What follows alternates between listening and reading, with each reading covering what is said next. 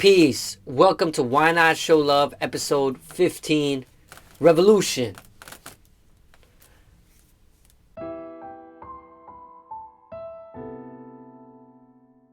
My name is Y, artivist, educator, and founder of Creative Expressions. On today's episode, we're going to speak on revolution. Now, when I say revolution, what comes to your mind? Revolution has a couple different ways you can approach it. In a car engine, RPM is referred to as revolutions per minute, which means a full rotation of something from its start point going 360 degrees back to where it is. But we also have come to the term revolution as meaning a change or a shift in power from one form to another, systemically, specifically. Now, when we as people want to have a revolution or a change, I first of all would love to know what that means to you. Can you vision the change, or do you just want to see something that isn't what we currently have right now? So for example, we might just want change and say, we need a revolution, we need things to change, but can we actually vision in detail how we want to see things and collectively agree on seeing those things and then create steps to move toward those change? Now, there's something called a tipping point, which is like in a scale.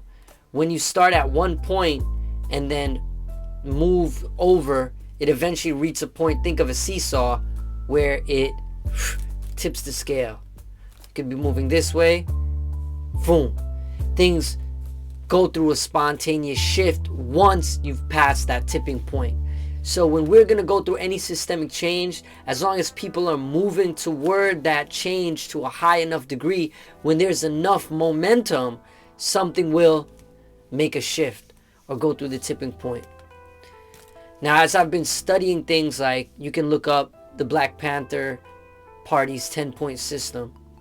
This really has to do with how we meet our day-to-day needs, from food, clothing, shelter, to transportation, education system, medical systems. Everything that is within our current structure and our systems, schools, hospitals, you name it, this is part of what we would need to change. We can't just change certain things and have a revolution.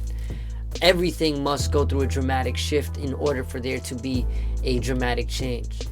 The challenge that I've been applying to myself is seeing how I can change my systems from day to day. How do I use my time? How do I balance my energy? And how do I spend my money? What are the things I invest in? What are the products that I'm purchasing, the companies I'm supporting?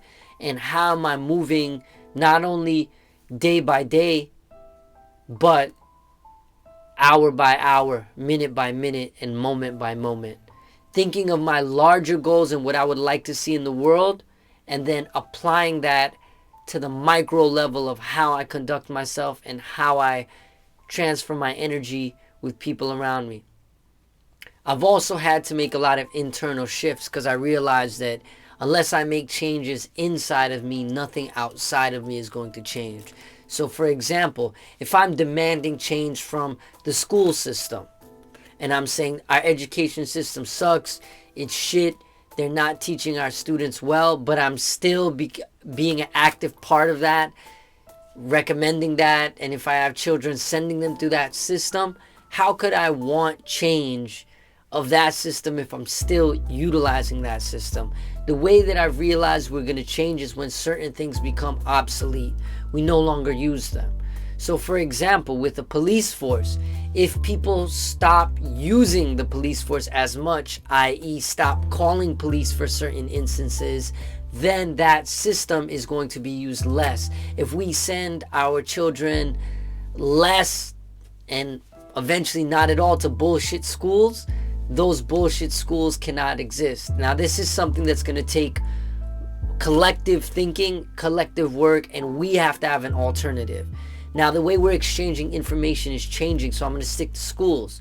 So we now can take courses. Back in the day, more than 10 years ago. I went to audio engineering school that took 9 months. I was able to help somebody who I know, within working with them for a few years, get the exact same information, if not more, using the knowledge that was out there and having him intern with me and work with me without having to pay anything. I paid about $13,000 for the audio school that I went to.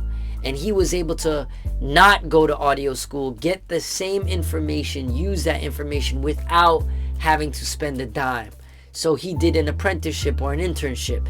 This is an example of, within my life, how I was able to take the knowledge and wisdom and then now offer it to somebody for little or nothing and help somebody out and not utilize a structure or a system that now I think is obsolete. Was it important that the person met up with somebody and went through training? Yes. But he was able to do that by opening his own studio and doing the work. There's people who learn every single thing by doing, whether that's painting, drawing, singing, dancing, you name it. There are people who are formally trained in school, but everything is a school. The universe is a school. Every moment is a teachable moment. And if we really want to have change, we're going to have to make some deep changes within ourselves and the way we communicate. And it's already happening, right? Look at this vlog. This is a way of communication that we didn't really see 20 years ago. Now it's happening more and more, simpler and simpler. All of this is being shot and edited without a computer. We started out with a phone and now we're doing it on a tablet device.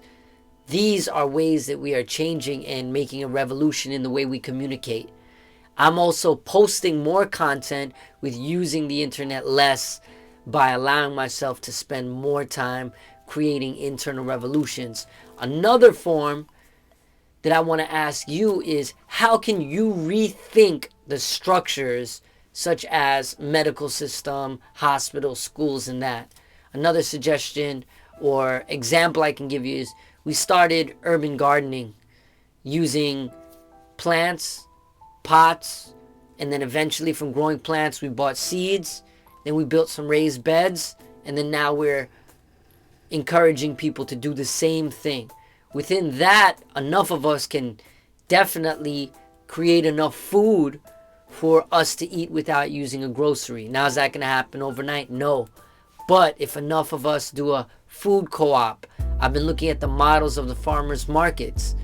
That way will be an example that we can be our own best resource and cause change. And also remember, when we think of revolution, it's not just the political systems, but the day-to-day systems like transportation. So I want you to hit me up in the comments or send me a message. What is your idea of revolution? What are the things that we need to change?